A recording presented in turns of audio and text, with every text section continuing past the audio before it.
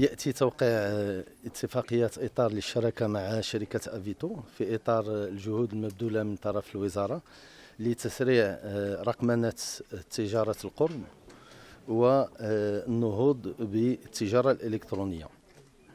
تهدف هذه الاتفاقيات إطار إلى خلق قرب من 5000 منصب شغل إضافي بشكل مباشر أو غير مباشر، وإدماج أزيد من 3000 تاجر صغير للمنصة الإلكترونية لشركة أفيتو، وأيضا مواكبة هذه التجار وتكوينهم.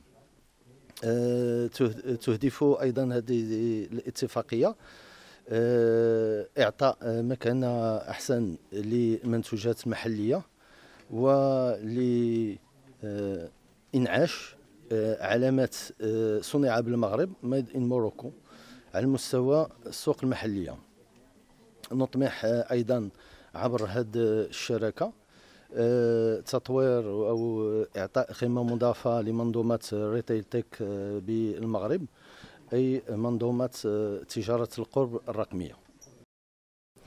عن طريق هذه الشراكه اللي وقعنا اليوم مع الوزاره كنأملوا بمواكبه 3000 كوميرسون انهم يدخلوا العالم الرقمي، بطريقه سهله وتكون تمكنهم انهم يوصلوا ويطوروا ارقام المعاملات ديالهم، حيث كتوصلهم لواحد كتحطهم في واحد الموقع اللي هو اكبر موقع اعلانات ولا موقع ماركت بليس كون ابل في المغرب، في واحد لودونس ديال 6.5 مليون ديال الزوار كل شهر. دونك كتمكنهم يوصلوا لهاد الزوار هذه، كتمكنهم يعرضوا المنتوجات ديالهم، كتمكنهم يترقمنوا، دونك يدخلوا العالم الرقمي بطريقه سهله. دونك هذا هو الهدف من هاد الشراكه اللي سنينا اليوم مع الوزاره.